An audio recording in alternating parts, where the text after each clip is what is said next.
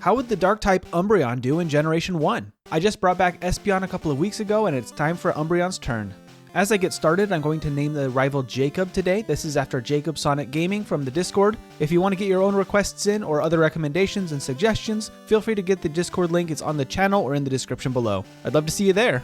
Umbreon is an interesting challenge to bring back to Gen 1. Espeon was a Psychic-type Pokemon that didn't learn too many moves outside of things that already existed in Gen 1. By comparison, Umbreon is very different. Not only is it Dark-type, which didn't exist in Gen 1 and had to be added here for this playthrough today, it also learns moves like Pursuit and Feint Attack that I had to add, and I am very curious how these will perform throughout the playthrough. To add to that, while Umbreon has incredible stats in Generation 2 when it was introduced, I had to make some changes today. Because of how the special stat works in Gen 1, there is no unique special attack and special defense for Umbreon. Now normally I would just take the attack stat or whichever one more represented the Pokemon, but Umbreon makes that difficult. It only has 60 base special attack, but 130 base special defense. This is a complex problem because if I took the 60 special attack, it would mean that Umbreon would be weak defensively to all special moves, but at the same time if I took its 130 base special defense, it would be able to hit really hard with its Dark-type moves since those are all special in Gen 2 and 3. On top of that, it learns the powerful special move Psychic. So what I decided to do today is to meet in the middle, so Umbreon will have 95 special today. This is probably not a perfect solution, but I think it's the best that I can do for Gen 1. Besides that, all other stats are the same. With all of that said, let's talk about how Umbreon is doing in the early game. So much like Espeon, Umbreon doesn't learn a special attack until level 16, and that will be Pursuit.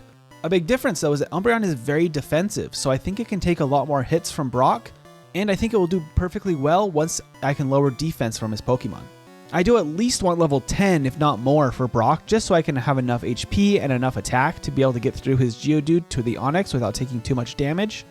To prepare for that, I fight all of the trainers in Viridian Forest. I can head back to Viridian City to go fight the rival on Route 22 before heading to Pewter. I get to Brock at level 11, which is the natural level I would be, just fighting all of the trainers and no real additional training beyond that. I am worried that Umbreon's attack damage might be what holds it back from getting through it at this level. Having the extra defense is pretty nice, but Umbreon actually doesn't have a ton of HP, not like Vaporeon. So even after I set up fully with Sand Attack and Tail Whip, I just don't do a ton of damage at level 11, and I don't outspeed Brock's Onix, so I can take damage from Bide and it ends in a loss at level 11. What this does mean is I can head over to the patch of grass below Pewter City and start training. With how that first battle went, I am thinking that I could get through this at level 13. That will give me over another damage rounding point. As I start to train to get up to level 13, I do find a Pidgey right off the bat, which I can catch and name Pam. Thank you so much, Pam, for being subscribed. You rock. If you want to see your names pop up, make sure to subscribe and get in the comments so I can get familiar with you. And as I mentioned before, you can join the Discord to hang out with me and the other Pokemon fans there. Once I reach level 13, I can head back to Brock, and it's kind of the same strategy again that it was at level 11. What I need to do is set up Sand Attack until Geodude and Onix both have -6 accuracy, and then set up Tail Whip as much as possible. Brock's Geodude does make this a little bit more complicated in Red version because it can use Defense Curl. So I can't fully get it set up all the way to -6 defense, I just have to get it as low as I can and then just start hitting tackle as much as possible. The good thing is that with its accuracy dropped, Geodude can't deal really consistent damage to me, so I can knock it out, but then I still have Onix to go. And at level 13, I am speed tied with Onix, but I don't necessarily move first. For the first little while, this works really well. I can set up like I need to and I can start hitting tackles. There is a point that I use Tackle into Bide because I go second, and then I use Tail Whip a couple of times, and then it will be 3 turns so I go back to using Tackle, but then I move first and hit into Bide again. This wouldn't have happened if I was either slower or faster. It would have only ended in 1 tackle, but because I was speed tied, I actually hit twice, which is not great, but it works out in the end and I can take out Onix. With the Rock Hard Trainer out of the way, I can finally move on to Route 3 and start getting into the game. It did take about 15.5 minutes to get through Brock, which is pretty slow, but in Pokemon Red, using a Pokemon that doesn't have any special moves, that's really not too bad, I guess. From here, Umbreon should do a lot better, but not necessarily as good as Espeon. I will get my Dark moves soon, but the problem is that they're not going to be as hard hitting as Espeon's Psychic moves. The main benefits from Umbreon come from its defensive stats. It can take a lot of hits, and it can't be hit by Psychic moves, which is a huge benefit. I pick up the HP up in the bottom floor of Mount Moon, and then I can fight the Super Nerd over here with the Electric Pokemon. This gets Umbreon up to level 16, and I get Pursuit. Now, there's not a lot of Pokemon that are trying to run from battle or swap positions, so Pursuit is just not going to be as good as Feint Attack. I'm really looking forward to having that move, but Umbreon doesn't get it until level 36. So the best move I have for now is a 40 base power dark move. After picking up the fossils on my way out of the cave, I actually run into a Paris right at the end, which is perfect. Paris is an excellent HM user for dig and cut, so I'm able to catch this and add Alan to our team. Thank you so much, Alan, for being subscribed. You're awesome.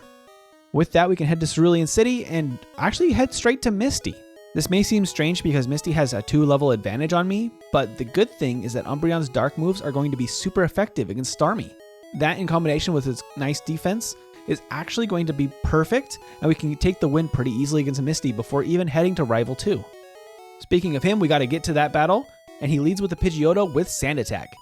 This is always the most annoying part of his team, but I'm not so scared because today Umbreon could take a lot of hits from his team, so even if I miss a couple of times, this should be an easy victory. And it is! Umbreon is doing very well at this point. It might not be very fast, but at least it's really consistent.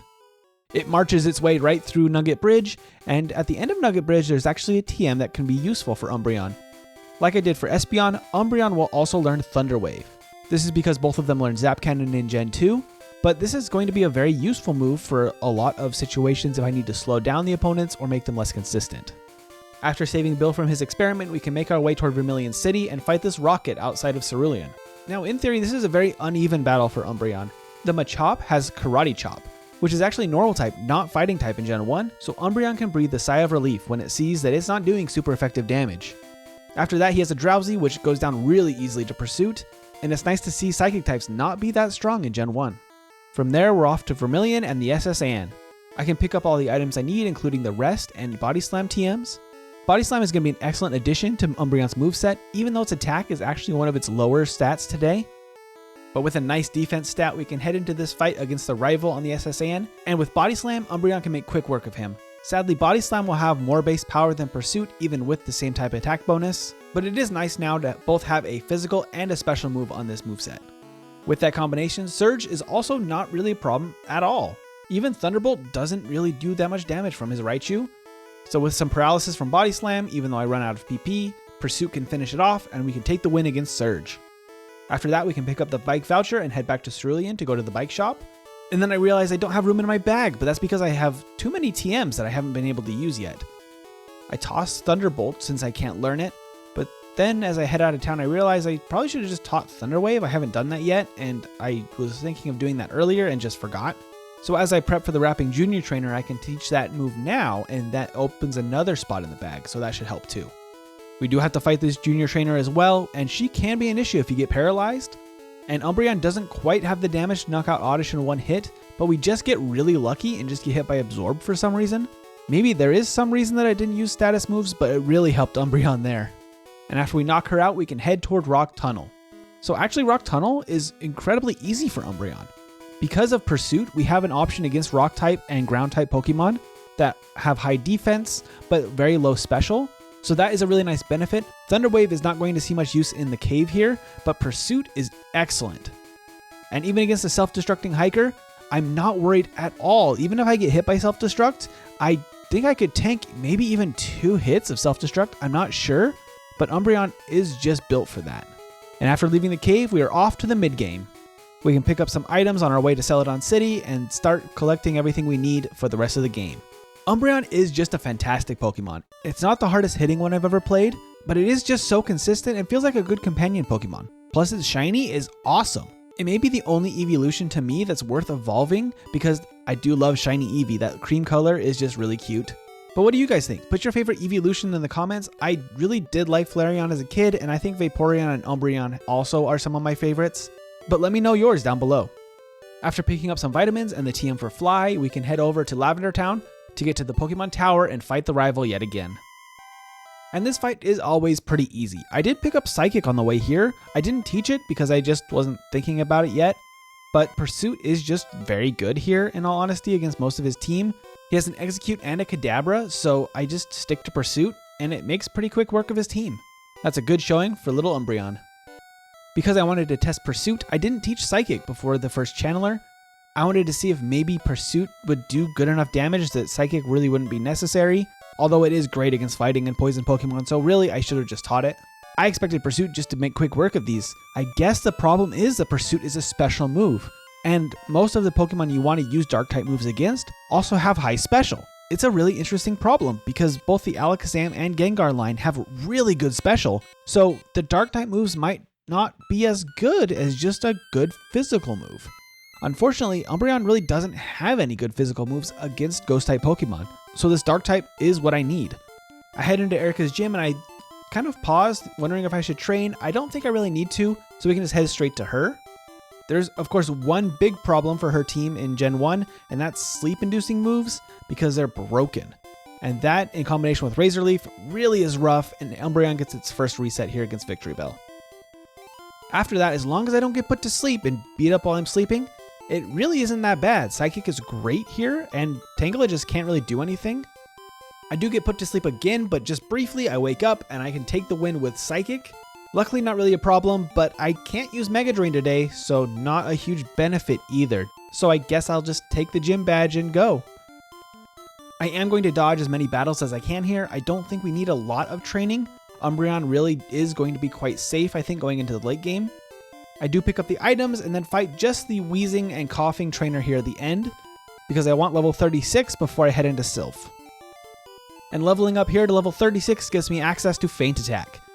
Feint Attack is the last good move that Umbreon can learn through level up in Gen 2, except for Moonlight, which here in Gen 1 is replaced with Recover. I did replace Mean Look with Roar because I don't intend on using either of those moves, and then Screech after that is just not great, so I think Umbreon has kind of got its final moveset now, except for either Recover or Rest. So from there, I can head to Sylph and start picking up the items. I forgot I didn't have room in my bag and then kept walking after I didn't pick up the first item, fixed that issue, and then went back for it. So that's a little bit better, but we can get over to the rival now. And now with Feint Attack, I think that Umbreon is going to be able to take this handily. The weird thing is, Feint Attack and Psychic actually have the same base power because of Stab. Because of this, the attacks are kind of equally good, and Psychic actually just has better type coverage in Gen 1 for the most part. As always, Psychic is just really good in these games, and Dark types, while helpful against Execute and Kadabra, I guess, are actually just about the same as hitting Body Slam, which is a little disappointing actually. I thought Dark type would be like a huge revelation to this game and just stomp the game. It kind of isn't making as big an impact as I thought it would. It just adds to Umbreon defensively more than offensively, I think. With that, we can pick up Lapras and name this Gumbo. Thank you, Gumbo, for being subscribed. You rock. That's our last subscriber for today. And it's a little bit different than Yellow version because they're not starters. But if you want to see your name pop up on either the starters in Pokemon Yellow or in these Pokemon in Red and Blue, make sure to get subscribed. I'd love to see you join. Thank you everyone for the support. With Lapras in hand, we can finally fight Giovanni and finish off the Sylph plotline. Giovanni's biggest weakness is that his team is just not very good against special moves, and Umbreon having Psychic and Feint Attack is really great for him. So we knock out his Nidoqueen and we can head off to Koga. Now, Koga is very different in Red and Blue than he is in Yellow, but Psychic is great against him in both games. And here, Umbreon really has no problem. It even tanks a self-destruct from Wheezing right at the end and walks away with half health. Great job, Umbreon. This thing really is such a beast. And from there, I'll just head straight to Sabrina. I really don't think she can do much of anything against me. Her Psychic Pokemon will be really weak against Umbreon, so I am very confident going into this one. She's also at a lower level in Red and Blue than she is in Yellow. She does have a Mr. Mime and a Venomoth, which is a little bit different. And here I actually realized that bug types are super effective against Dark. I had forgotten that in this playthrough because I just never saw them. I felt like it was just never going to be an issue. The super effective text was actually kind of a surprise, and I was kind of brought back to, oh yeah, I do have weaknesses. I just haven't really seen them. Not even fighting types really are that prevalent in this game. And when they are, they use mostly moves like Strength or Karate Chop, which are normal moves. But with Sabrina defeated, we can head off to Cinnabar Island to fight Blaine. At this point, Umbreon is moving quite quickly. We are almost to an hour of real time. The slow start against Brock and then the kind of slow slog it's been, having to hit Pokemon 2 or 3 times to get a knockout, has definitely impacted Umbreon's final time. I don't think it has any real chance of keeping up with Espeon, and Espeon is just going to be a faster Pokemon, but maybe Umbreon can get less resets? I think that's a really good metric for it to try to aim for. So fortunately for Umbreon, but maybe unfortunate for the game design, Blaine is just really bad in Red and Blue. I just don't think there's much he can do against Umbreon, but Psychic does have the possibility to drop Special, which on his team is going to be really helpful because of things like Fire Blast. I'm able to hit Psychic a few times against Arcanine, and it goes down really without too much of a fight. From there, we're on to Giovanni and the last gym of Kanto. He leads with a Rhyhorn, which is really not as scary as his Ductrio with Fissure from Yellow, and special moves are just really good against both Rhyhorn and Rhydon, so I'm not too worried about them. The Nidos also don't have Thunder, but Umbreon's really grateful they don't have Double Kick. That would be the thing I would be most worried about. Fighting moves really are a problem if they were to show up, but they just haven't been. The only Pokemon with Fissure on his team, and Horn Drill for some reason, is Rhydon, but we outspeed, so it's really no problem either. And with that, we have all 8 gym badges, and I can go pick up the rare candy in the power plant, just so we have a complete set. That way we're as prepared as possible for the Elite Four and the end of the game. And from there, we can go to the rival fight. Now, we are over an hour, which is a little unfortunate, but Umbreon is doing very well, and we have a ton of rare candies to still level if we need to, so I'm not too worried about this fight. And the fact that he still has a Rhydon, an Execute, and a Growlithe all unevolved at this point is just crazy to me. Why isn't his team evolved yet? He's about to head to the Elite Four. What is he doing? With all that said though, Blastoise actually hits a Hydro Pump and gets a knockout on Umbreon. I was probably not focusing as much as I should have been in that fight, so that's a little unfortunate. I maybe could have also used Rest here since I don't have Recover yet, but I've just been waiting for that move and it hasn't been an issue until now, so unfortunate reset there. Hope that doesn't happen anymore. But from there, we're off to the Elite Four and the end of the game. From there, I can buy some items, start prepping, and I think I want to raise my level a little bit. I use some rare candies up to level 53 before we head into Lorelei.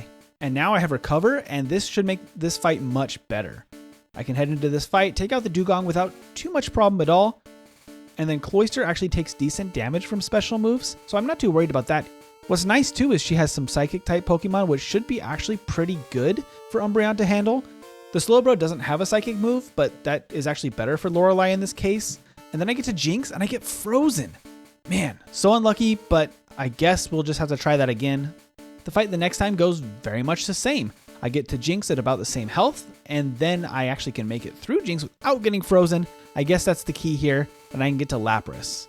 Unfortunately, Lapras is hitting Body Slam, and it causes paralysis, and this thing is actually pretty good. Lapras is an excellent Pokemon in Gen 1. It has great HP too, and Umbreon just doesn't deal a ton of damage, and I don't have anything that's actually really good against it, but with Recover and Psychic, I can slowly whittle it down and we can take the win. And then there's the Hiker that's just hanging out in here. I mean, he would be kind of intimidating if his whole team wasn't just super weak to Psychic moves. I mean, his Machamp does survive, but then he uses an X defend against a Psychic using Umbreon. Don't know what he's doing. Submission would have at least put up a fight maybe? But that means it's Agatha's turn, and Umbreon should do very well here. It can't use any of its Psychic moves, which I guess for the most part is Dream Eater on her team. Sadly, Psychic is just the better option to start with. Unless I get my accuracy dropped, Psychic having the chance to lower Special is just better than Feint Attack, unfortunately, against her Pokemon. That is the weakness of the Gengar line being poison type, is that Psychic does great damage. I'm actually able to knock out the Gengar and the Haunter, and then followed pretty quickly by the Golbat. That means she has Arbok, which she could use to paralyze me. I don't have Rest, so I wouldn't be able to recover from paralysis. Luckily it doesn't, and Psychic does great damage here as well. Then I get to Gengar, and I get confused, and I get Toxic, and that's actually a pretty rough combination. It's able to take me out with those two moves. Okay, didn't expect a loss against Agatha. That's not great. We're up to 5 resets now, and that's starting to show me that maybe Umbreon isn't as consistent as I would love it to be. I think it's just missing some HP, some bulk maybe, that it would need to make its defense stats really shine. And in this situation, Psychic being the better option really just made Espeon a better choice for this fight, weirdly enough. So while Umbreon is my preferred evolution out of the two, Espeon is proving to be an incredible battling Pokemon.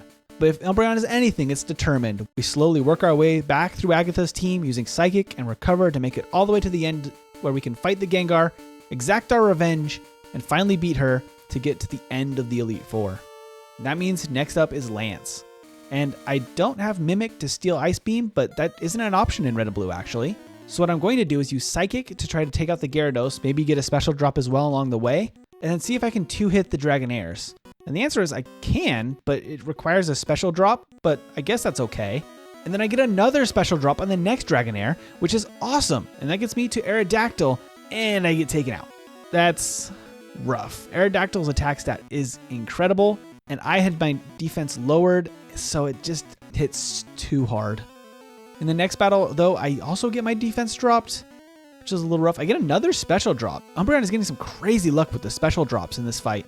That does mean that it can get back to Aerodactyl, and I take a huge Hyper Beam all the way down to 2 HP. Luckily, I can recover while the Aerodactyl recharges, and then I can take it out with Psychic after a couple of turns. But man, he can hit some really hard moves, and with the lower defense, these Hyper Beams would have taken me out a lot easier if I was any weaker defensively. And now we can use the rest of our rare candies and start preparing for the champion battle. I am starting to realize at this point that Body Slam is kind of just dead weight on my moveset.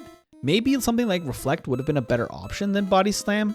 Umbreon is able to take out the Pidgeot pretty easily with a combination of Psychic and Feint Attack, and Alakazam actually doesn't go down to Feint Attack. I kind of wonder if it would have gone down to Body Slam. Not really sure. Luckily, I can take it out without taking any damage because Psychic moves do nothing, and then I can use Psychic to take out Rhydon in 2 hits. From there, he has Arcanine, which I'm not too scared about because it has terrible moves.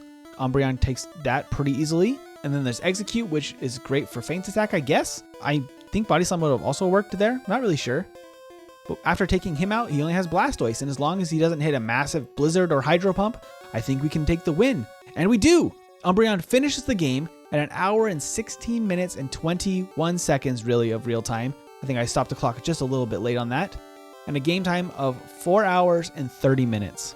Thank you everyone for watching. A Dark-type Pokemon like Umbreon is a fun addition to Gen 1. The complex issues around its stats, around the typing, and whether maybe Psychic moves are just better than Dark moves in Gen 1 made for an interesting conversation. Make sure to like and subscribe if you want to see more of these weekly Pokemon content, and I am back from the holidays, so we should see more of these more consistently in the future. And that's it for now. Have a wonderful day.